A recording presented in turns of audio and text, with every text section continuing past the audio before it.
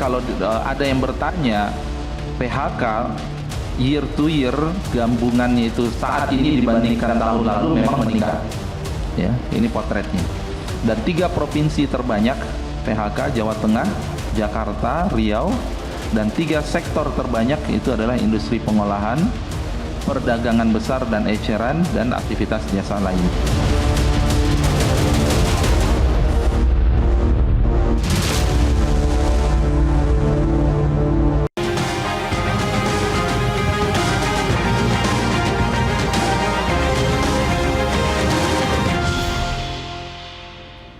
Halo, selamat malam pemirsa. Ribuan pencari kerja berdesakan memadati job fair di berbagai daerah. Namun sayang, lowongan yang tersedia jauh dari harapan. Job fair yang seharusnya menjadi solusi justru memperlihatkan betapa rumitnya persoalan ketenaga kerjaan.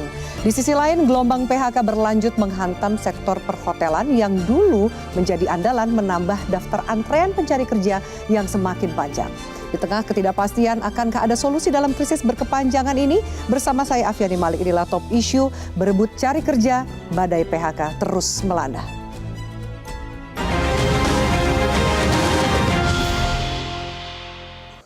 Dan pemirsa, telah hadir di studio Metro TV anggota Komisi 9 DPR RI Pak Zainul Munasihin. Beliau adalah dari fraksi PKB. Pak Zainul, terima kasih banyak sudah hadir. Assalamualaikum. Waalaikumsalam.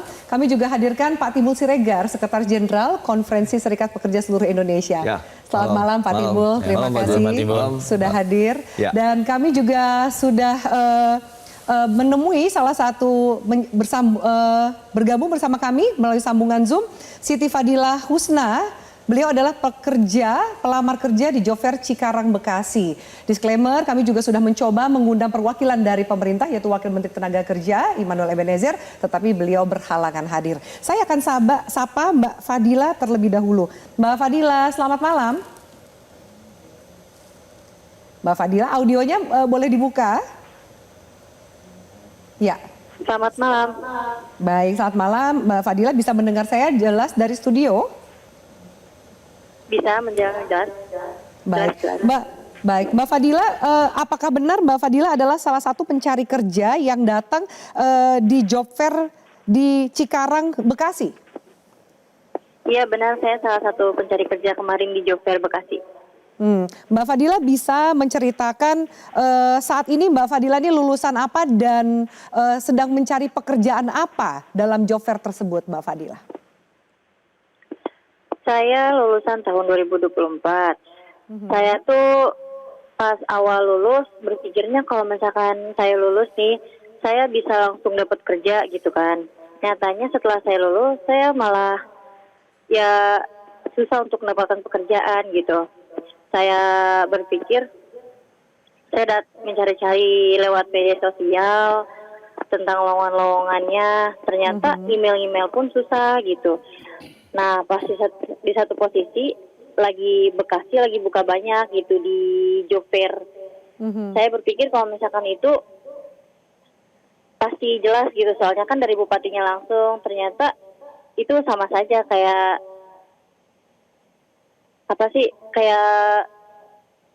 sama kayak susah gitu Pak. Susah untuk ini ya. Jadi sampai di sana tuh kita cuma scan barcode doang gitu, sama nihil, sama sia-sianya juga gitu. Jadi Mbak Fadilah tahu ada Job Fair itu dan datang itu dari media sosial atau dari sosialisasi pemerintah daerah setempat? Saya dari media sosial taunya. Kebetulan kan di situ rekrutmennya gratis kan, jadi saya datang. Ya, apakah ada biaya yang Mbak Siti Fadilah bayarkan untuk masuk dan bisa ikut dalam Job Fair tersebut? Tidak ada sih, biaya rekrutmen itu gratis. Dari awal masuk sampai akhir pun gratis. Cuma dari awal sampai akhir itu tidak ada alurnya gitu. Jadi dari awal masuk sampai akhir itu tidak ada prosedur. Jadi kita tuh masuk aja ke dalam. Sampai akhir pun gitu kita sendirian gitu. Jadi makanya di sana tuh tidak ada prosedur untuk ke sini atau ke sana gitu. Jadi kita pas sampai sana tuh cuma datang dari awal masuk pintu masuk tuh datang, nyampe di dalam itu cuma berdesakan agar dapat scan barcode QR-an gitu. Jadi itu tuh terjadi kericuhan karena adanya scan barcode itu. Jadi pada saling berebut untuk dapat barcode itu gitu.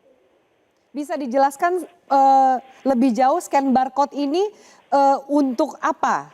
Supaya pemahaman pemirsanya nih sama dan bisa menyambung dengan cerita Mbak Fadila. Kenapa pencari kerja di sana berebut untuk scan barcode itu? Mengapa scan barcode itu penting? Jadi di barcode itu tuh ada banyak perusahaan-perusahaan. Jadi di setiap barcode tuh satu-satu barcode tuh ada nama perusahaannya masing-masing. Jadi tuh dia pada tuh berebut untuk mencari mendapatkan barcode perusahaan itu. Jadi mungkin beberapa dari kandidat-kandidatnya mencari perusahaan yang tertentu gitu. Tapi malah susah gitu, malah pada rusuh, malah berdesak-desakan seperti itu. Saya pikir pas nyampe di sana saya bakalan dapat ketemu dengan beberapa perusahaan-perusahaan, terus langsung dites atau proses interview. Nyatanya pas nyampe dalam juga itu cuma dapat tetap aja sama gitu, tetap scan barcode. Di luar pun sama seperti di luar, tetap keseluruhan, dalam pun juga sama dapatnya barcode juga. Baik, jadi tapi Mbak Fadila berhasil untuk melakukan scan barcode tersebut? Ya, saya berhasil untuk mendapatkan scan barcode tersebut. Jadi kita scan barcode itu kan mumpung nggak ada sinyal, jadi kita scan barcode-nya di rumah, tapi tidak ada balasan sampai sekarang. Oh, kalau dibuka gitu scan barcode itu isinya apa sih Mbak? Yang berkaitan dengan pekerjaan yang ditawarkan perusahaan tersebut? Iya, berkaitan dengan perusahaan gitu. Jadi kita nama, tempat tanggal lahir, kayak biasa-biasa kita ngisi-ngisi web untuk melamar pekerjaan. Mbak Fadila, itu kan sempat viral juga ya video, bahkan kurang lebih sekitar 25.000 orang yang datang gitu. Bisa Mbak Fadila ceritakan suasananya ketika itu seperti apa? Apakah Mbak Fadila datang sudah ramai atau mungkin datang lebih pagi sehingga belum terlalu ramai? Saya kan datang dari jam 8 pagi. Nah, dari katanya teman-teman saya yang udah datang dari jam 6 itu udah ramai. Jadi kan di lowongannya kan pengumumannya dikasih tahunya jam 9 mulainya. Jadi jam pas setengah 9 tuh udah ricuh karena barcode-barcode udah digelar. Jadi dia tuh pada berdesak-desakan untuk mencari barcode gitu Pak. Kak. Berdesakannya mencari barcode. Kamu pernah datang ke job fair sebelumnya? Ini saya baru pertama kali datang ke job fair. Bagaimana kesan kamu sebagai pencari kerja ketika datang dalam sebuah job fair, Mbak Fadila? Awalnya sih saya kaget, ternyata banyak masyarakat yang antusiasnya tinggi gitu untuk mencari pekerja. Tapi di satu sisi saya sedih, ternyata banyak orang juga yang nganggur untuk berjuang mencari pekerjaan gitu. Apalagi kan bagi kita orang-orang susah yang nyari pekerjaan aja sulit di negara sendiri gitu. Jadi kebanyakan tuh di sini pada pakai duit gitu. Jadi kayak orang-orang susah jadi pada susah untuk mencari pekerjaan gitu, sulit. Kebanyakan pada pakai calo orang dalam. Jadi kita pencari kerja jadi sulit gitu, Kak.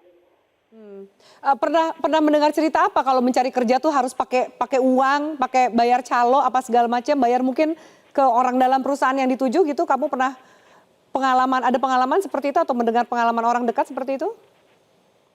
Pengalaman terdekat saya sih, pengalaman teman saya.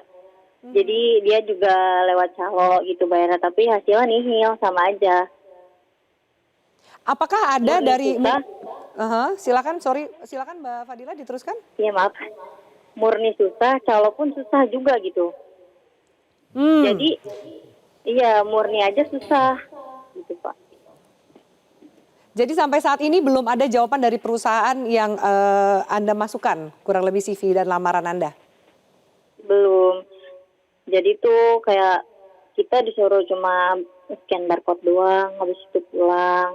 Saya berpikirnya kan pas nyampe sana, jadi tuh kita langsung interview atau tes-tes gitu, tapi nihil gitu, sia-sia kita. Cuma dapetnya berdesak-desakannya aja gitu. Berdesak-desakan itu sampai ricuh tidak di sana? Iya, bahkan sampai ada yang pingsan.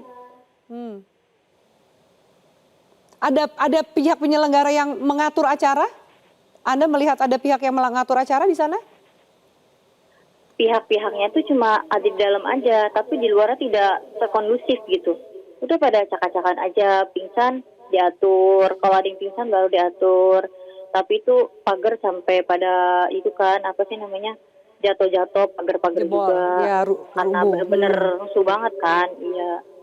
Oke, mewakili juga rekan-rekan yang tengah mencari kerja seperti Mbak Fadila ini, apa yang mau disampaikan kepada pemerintah atau di sini juga ada anggota DPR atau bahkan juga pengamat tenaga kerjaan, apa yang mau Mbak Fadila sampaikan? Harapannya lebih jauh ke depan. Harapan saya sih cuma simpel sih, kayak supaya kita nggak sulit untuk mencari pekerjaan. Karena kan kita orang susah, Bu. Jadi kayak apa-apa tuh harus pakai duit gitu. Jadi kayak hapus-hapus calo-calo gitu. Biar kita tuh para pencari kerja nggak sulit buat dapat kerjaan. Kita juga kan pengen ngebutuhin keluarga-keluarga kita, apalagi kita orang susah gitu. Iya. Baik, Mbak Fadila, terima kasih banyak sudah berbagi bersama kita di Top Issue. Semoga bisa mendapatkan pekerjaan yang diharapkan. Terima kasih, Mbak Fadila. Selamat malam. Ya, baik pemirsa, kami akan lanjutkan diskusi ini. Kita sudah mendengar tadi ceritanya Mbak Fadila. Jadi ada murni susah, calo pun susah. Bahkan yang pakai calo ini sudah keluar uang sekian banyak. Kita akan bahas bagaimana solusi bagi para pencari kerja ini di tengah badai PHK yang terus melanda. Termasuk juga di industri perhotelan. Usai jeda pemirsa, tetaplah bersama kami.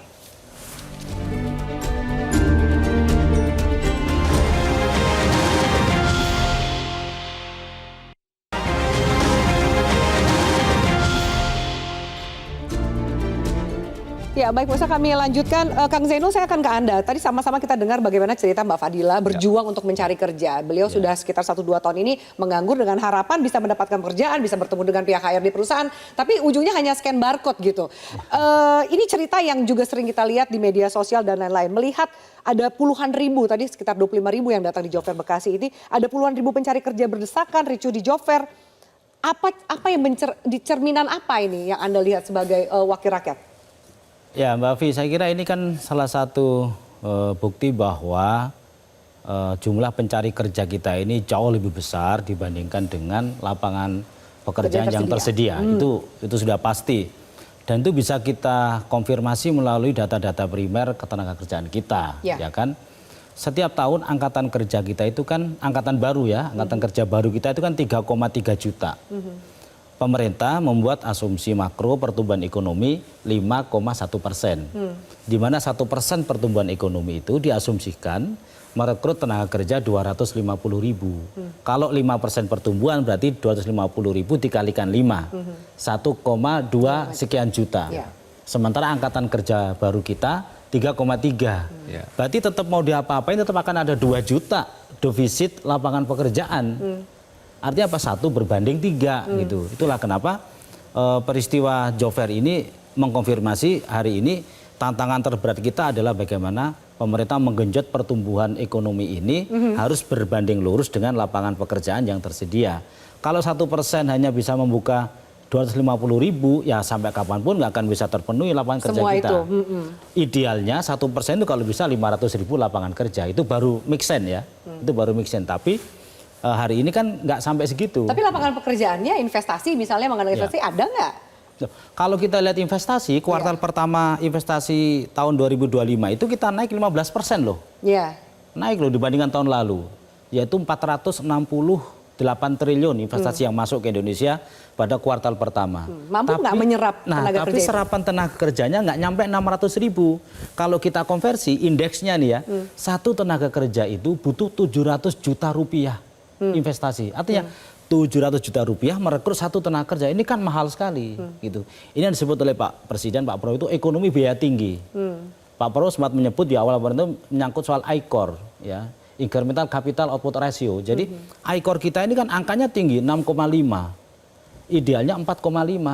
Karena ICOR kita tinggi maka mau pertumbuhan ekonomi berapapun, mau investasi yang masuk berapapun, serapan tenaga kerja jadi tetap kecil karena banyak sekali investasi yang tidak terkonversi langsung untuk merekrut tenaga kerja. Itu tantangan kita. Kalau kita dengar tadi itu kan Pak Simul, ini udah pakai calo pun nggak dapat kerja, murni juga nggak dapat kerja, nggak keserap juga angkatan kerja, belum yang efek dari PHK yang sempat terjadi. Ya. Apa solusinya? Minimal dari pencari kerja ini mereka harus cari kerja gimana? Harapannya Mbak Fadila dan lain kan supaya kita juga punya uang untuk memberikan kehidupan kepada keluarga. Ya, jadi memang kalau kita mengacu pada Undang-Undang 13 ya 2003 tuh proses rekrutmen itu kan harus aman ya, ada perlindungan. Kalau itu tadi tidak ada. Tanpa biaya, itu juga tadi disebutkan ada.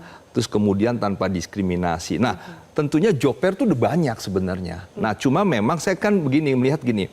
Kalau ditanya, apa usaha pemerintah untuk membuka? Kita mengadakan job fair.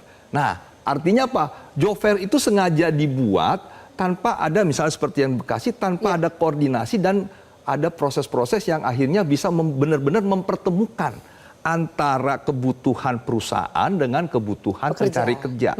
Nah, tentunya memang kalau kita lihat data seperti yang disampaikan juga Pak Kang Jainul itu kan bahwa memang kita defisit angkatan kerja. Ya, undang-undang cipta kerja yang menjanjikan mengatasi defisit angkatan kerja kan tidak tercapai. Tidak tercapai. Karena kan di situ banyak ekosistem yang lainnya. Bagaimana terkait dengan pembukaan lapangan kerja, iklim investasi. Bagaimana suku bunga, bagaimana biaya energi, bagaimana biaya-biaya ilegal yang masih banyak, preman. Ini kan juga persoalan pungli dan sebagainya yang memang juga akhirnya melihat kondisi di negara kita korupsi. Jadi investor wait and see. Kalaupun masuk, itu kan sekarang trennya adalah investasi padat modal, padat teknologi. Nggak usah lagi kita berharap seperti tahun 80, 90 yang masih didominasi padat karya. Ya, dan padat karya yang ada pun satu demi satu rontok. Karena barang-barang luar masuk. Tergantikan oleh teknologi juga ya? Digantikan oleh teknologi juga dan sebagainya. Nah, ini tentunya memang yang menjadi perhatian pemerintah. Sekarang kan pemerintah itu kan diamanatkan oleh Undang-Undang Dasar 45 Pasal 27 ayat 2. Seluruh rakyat berhak atas pekerjaan dan penghidupan yang layak. Pekerjaan dan penghidupan yang layak itu kan harus disiapkan pembukaan lapangan kerja. Nah, sekarang bagaimana pemerintah berusaha untuk bagaimana ada investor yang masuk. Investor yang masuk itu juga benar-benar harus bisa di-maintain supaya jangan sampai ada seperti yang disampaikan Pak Menteri ya, ada 7 alasan PHK yang lebih tinggi dari 26 alasan PHK yang ada di undang-undang di PP 35. Salah satunya relokasi. Bagaimana juga pemerintah daerah bisa maintain ini usaha supaya jangan dia pergi. Demikian juga ada perselisihan hubungan industrial, ada mogok yang dilawan oleh perusahaan, ada pilot gitu. Pilot ini kan sekarang banyak. Terjadi. Nah, seperti misalnya Sritek dan yang lain. Kan bagaimana juga ada upaya harusnya pemerintah dari sisi pencegahan. Makanya waktu itu dijanjikan Satgas PHK. Sampai sekarang kan nggak muncul. Satgas PHK itu menurut saya baik ya. Kalau gini, misalnya ada yang mau pilot, bagaimana pemerintah itu berusaha mencegah, mendamaikan kreditor dengan si perusahaan sehingga tidak terjadi gugatan kepailitan. Sehingga ini bisa jalan. Nah, ini kan upaya-upaya yang harus dilakukan. Tapi kalau Satgas PHK itu yang dijanji-janjikan terus sampai sekarang tidak juga ada. Kan artinya kita juga berharap pemerintah dong lakukan upaya pencegahan sehingga PHK itu bisa diminimalisir. Ada juga yang sempat viral nih Mas Ibu soal di job fair ini. Ini sebenarnya pekerjaannya nggak ada, itu hanya formalitas saja, tuntutan dari perusahaan aja untuk memenuhi kewajiban mereka mengadakan job fair seakan-akan membuka lapangan kerja. Apakah itu benar atau tidak? Ya sebenarnya kan tadi yang saya sampaikan bahwa kalau kita lihat ya dapat kerja dengan Komisi 9 kan pemerintah Kementerian Tenaga Kerja akan memperbanyak job fair. Iya job fairnya, tapi pekerjaannya ada nggak? Jangan sampai ini yang memang akhirnya kita bilang sekedar ada, tapi belum tentu memang real membuka lapangan kerja. Jadi hanya untuk melihat di permukaan bahwa ada upaya untuk membuka lapangan kerja. Tapi memang tidak ada. Nah ini kan yang juga harusnya, saya sih berharap ya, job fair itu lebih manusiawi dengan gini. Dengan digitalisasi kan sebenarnya pemerintah bisa mengupdate. Sebenarnya lowongan kerja yang dibuka itu apa aja. Nah tinggal ditampilkan dalam aplikasi yang bisa diakses oleh bangsa Indonesia dari Sabang sampai Merauke. Nah misalnya di Cikarang. Ini kenapa rame? Ini kan karena dia ada di kawasan industri ya. Nah, di sini dibuka sekian, spesifikasinya ini. Tinggal dinaikkan di aplikasi, disebar, diupdate supaya seluruh rakyat tahu, oh ini spesifikasi sesuai dengan saya mau lamar.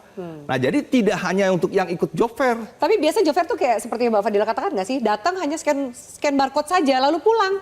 Iya sebenarnya sih kalau yang setahu saya job fair itu kan dia tahu nih, oh ini spesifikasi Perusahaan yang A membutuhkan perusahaan apa, ini gitu kan? membutuhkan apa, security kah, Oke. driver kah, analis apa namanya kredit kah dan sebagainya, sehingga dia bisa tahu. Kan ada waktu terakhir kan di Kementerian Tenaga Kerja ada job fair, Iya. dan itu bisa lebih Rapi, ya? rapi dan bisa melihat apa sih sebenarnya kebutuhan perusahaan. Oke. Nah, tetapi kalau di sini hanya barcode menurut saya juga sangat idle lah. Ya, tidak penting yang harusnya bisa secara tadi dikirim melalui aplikasi di barcode-nya bisa. Nah, Iya. tapi kembali ya bahwa sebenarnya kan tugas pemerintah adalah membuka lapangan kerja yang seluas-luasnya. Iya. Ya, dan ini yang memang diharapkan pemerintah. Sudah ada belum sampai hari ini? Sampai lapangan hari ini pekerjaan dijanjikan. masih terjadi defisit angkatan kerja ya. Oke, Kalau kita baik. baca perbandingan Februari 2024 Baik. dengan Februari 2025, pegawai ini yang 35 jam ke atas itu kan 37,231 Ya. juta. Itu turun di 2025 menjadi 37,08 juta. Artinya ada 230 ribuan pekerja yang ter-PHK. Ya, itu yang dari Februari pekerjaan dan asli. Februari 2025. Ya. Belum lagi pertumbuhan angkatan kerja. Oke. Kalau yang di BPS bilang 3,67 juta, Pak. Baik. Februari 2024 sampai Februari 2025. Belum lagi ada yang PHK. Baik. Menurut Kemenaker per 23 April kemarin 24.036 orang. Baik. Nah, ini kan akan menjadi satu kelompok yang sangat besar. Belum lagi ada yang namanya pengangguran setengah menganggur. Setengah menganggur itu kelompok Itu masyarakat juga rentan juga kan? yang Baik. kerjanya asal-asalan, dia Baik. masih cari kerja. Pak Timbul, saya harus potong. Ya. Kurang lebih gambarannya, Pak, banyak banget yang mencari pekerjaan. Ya. Tapi ada Kepala Biro Humas Kemenaker sebenarnya mengatakan bahwa yang terjadi di job fair kemarin itu hanya bukan sebagai potret sulitnya mencari pekerjaan, tapi tingginya animo masyarakat terhadap lowongan pekerjaan. Kita dengarkan komentar para narsum usai jeda. Tetaplah bersama kami.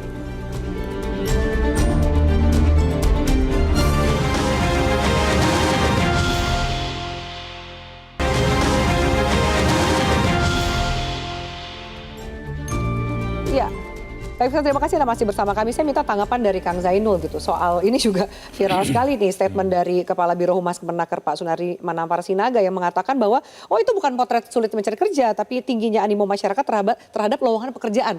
Bagaimana menerjemahkan kalimat itu, Pak? Itu menurut saya komentar yang kurang tepat ya. Karena kalau sepertinya melihat orang berdesakan, susah mencari kerja kok sebuah kebanggaan gitu kan. Itu kan bukan prestasi. Itu justru alarm buat kita semuanya, buat pemerintah, buat DPR bahwa kita belum bisa memberikan ya satu kebutuhan pekerjaan yang memadai untuk masyarakat sehingga masyarakat harus berdesak-desakan. Ya. Kalau lowongan kerja kita ini tersedia dengan baik nggak perlu desak-desakan gitu loh. Bahkan mungkin perusahaan akan proaktif mencari tenaga kerja, bukan tenaga kerja mencari perusahaan gitu. Harusnya begitu. Jadi kalau misalnya ada pejabat negara berstatement seperti itu, kami dari DPR tentu menganggap wah itu ya cukup disesalkan ya. Tidak ada empati dengan kejadian yang terjadi gitu ya, Pak. Gitu. Pak, kalau kemudian sekarang kita tahu tadi datanya sudah digambarkan jelas oleh Mas Timbul bahwa layering pencari kerja ini bukan cuma orang yang tidak bekerja, jadi banyak sekali yang di PHK, lalu kemudian setengah pengangguran dan lain-lain gitu. Kita menghadapi badai di manufaktur PHK kemarin. Nah sekarang orang juga deg-degan karena sepertinya badai ini akan masuk ke industri pariwisata, perhotelan. Kita juga tahu bahwa ada efek domino di perhotelan ini. Ada UMKM, ada petani dan pemasok logistik, ada pelaku seni dan budaya. Seperti apa, bagaimana kita bisa mencegah supaya efek dominonya tidak sejauh manufaktur? Ya, kalau sektor tenaga kerja itu kan sektor hilir ya, Mbak Fia. Sektor hulunya itu kan di iklim berusaha ya, iklim ekonomi kita ini. Kalau iklim ekonomi kita baik, iklim usaha kita baik, pasti akan menciptakan situasi penciptaan lapangan kerja yang maksimal. Gitu. Jadi kita melihatnya nggak bisa hanya dari hilirnya saja, dari hulunya harus kita lihat juga. Nah sekarang pertanyaannya adalah iklim usaha kita gimana menurut Anda? Nah kalau menurut saya, kalau dari indeks tadi itu, indeks investasi satu tenaga kerja butuh 700 juta untuk investasi sebenarnya itu terlalu mahal. Bahkan lebih mahal dari program MBG-nya Pak Presiden. Dengan 70 triliun investasi di MBG itu menyerap 250 ribu tenaga kerja loh, langsung loh, pegawai dapurnya loh. Belum yang suplai bahan baku ya. Itu kalau kita bikin indeksnya itu satu tenaga kerja di MBG itu butuh 250 juta. Artinya kan sepertiga dari investasi yang masuk itu. Jadi kalau misalnya kita mau mengatasi lapangan pekerjaan, angkatan kerja baru kita 3,3, 3,6 juta itu, kalau kita mau pakai skema APBN model MBG, butuh 800 T, semua terserap tenaga kerja kita. Ya kan?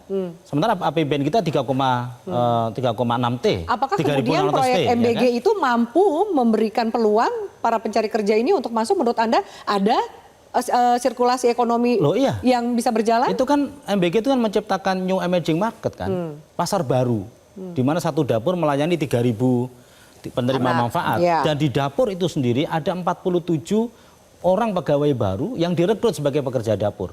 Dari dapurnya saja, belum suplai bahan bakunya ya, belum ekonomi dari masyarakat yang menyiapkan bahan baku dan segala macamnya. Dari itu saja sudah terlihat 70 T menyerap 250.000 tenaga kerja. Nah ini bisa kelihatannya kapan Pak efek itu terjadi?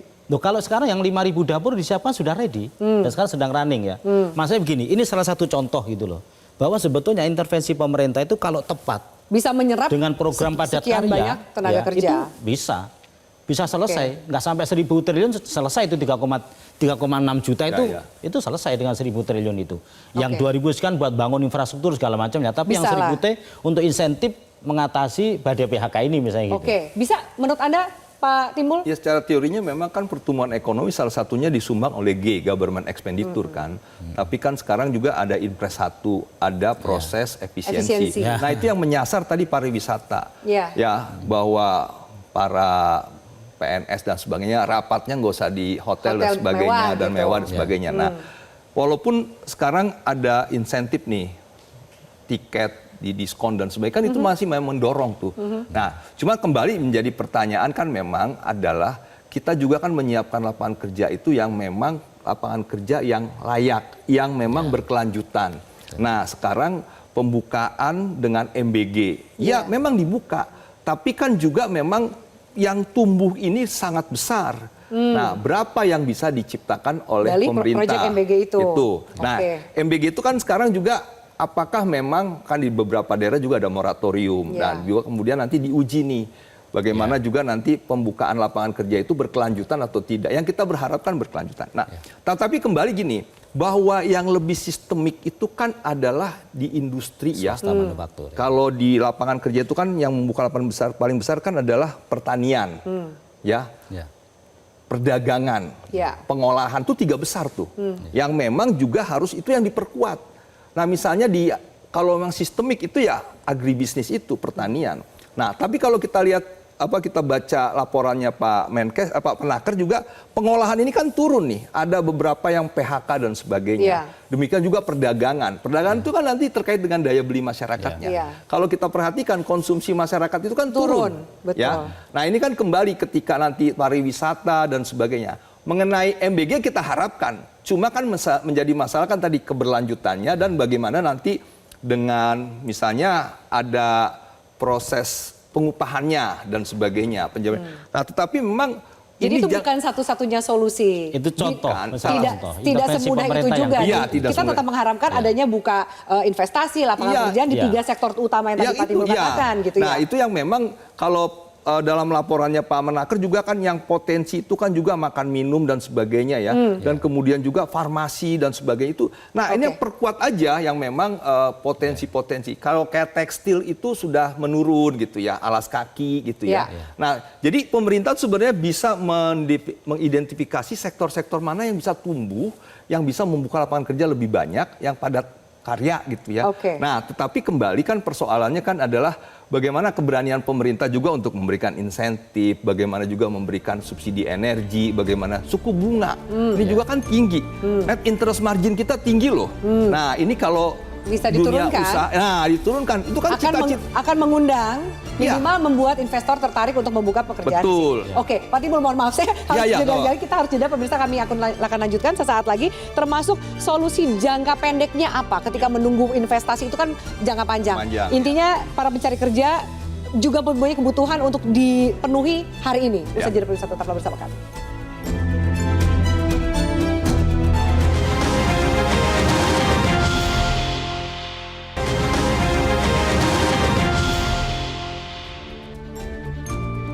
Ya, baik kita lanjutkan. Kak Zainul, apa langkah konkret yang akan didorong oleh Komisi 9 ke pemerintah untuk mencegah lagi adanya gelombang PHK? Minimal di depan mata adalah perhotelan ini. Karena efek dominonya juga cukup panjang.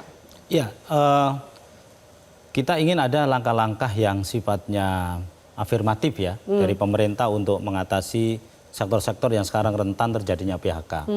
Salah satunya perhotelan. Mungkin pemerintah bisa mengambil satu kebijakan, misalnya relaksasi, misalnya di pajak atau mungkin juga di pengurangan, misalnya gitu, subsidi untuk misalnya listrik dan segala macam operasional lah untuk perhotelan agar mereka tidak terlalu berat beban operasionalnya gitu.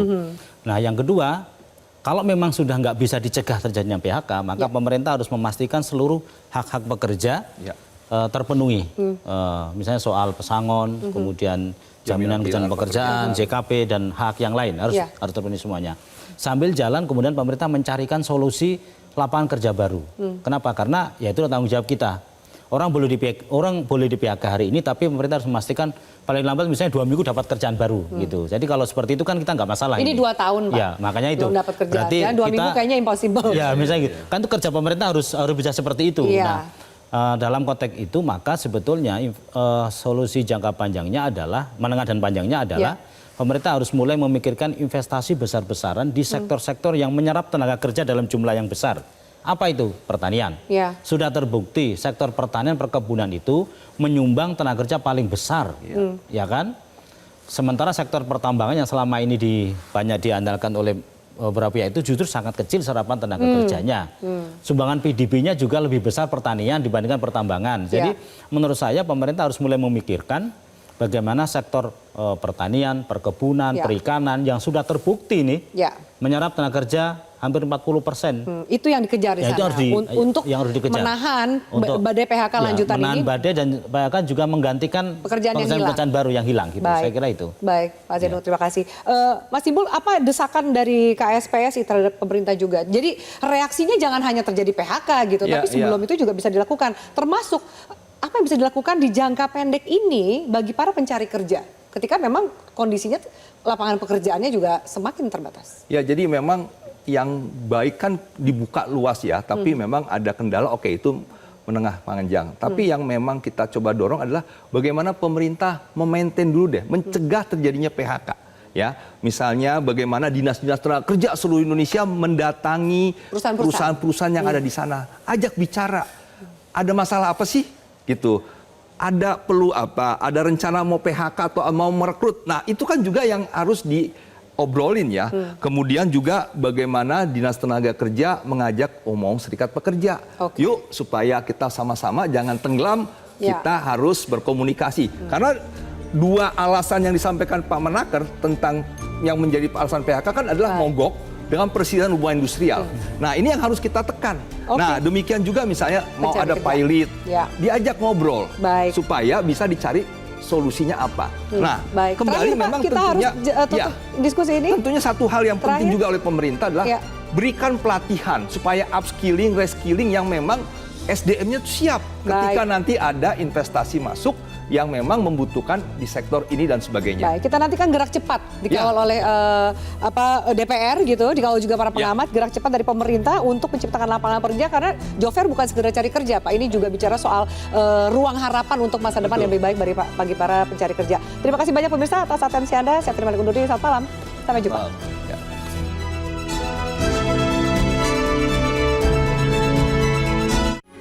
Metro TV.